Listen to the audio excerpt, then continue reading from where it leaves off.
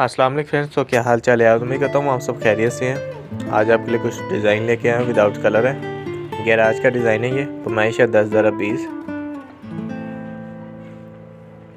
ये एक बेडरूम है। पैमाइश है 12x14।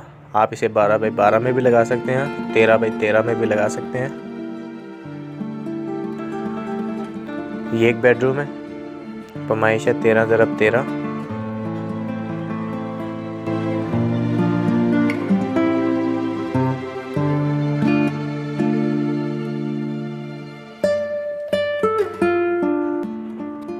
और ये एक टीवी रूम का डिज़ाइन है। पैमाइश है 14x18। उम्मीद करता हूँ ये डिज़ाइन आपको पसंद आएंगे। डिज़ाइन पसंद आते हैं वीडियो को लाइक कीजिएगा, शेयर कीजिएगा और हमारे चैनल को सब्सक्राइब कर लीजिएगा। तो मैं चलता हूँ, इंशाल्लाह मिलेंगे नेक्स्ट वीडियो में। तब तक के लिए अल्लाह हाफिज़।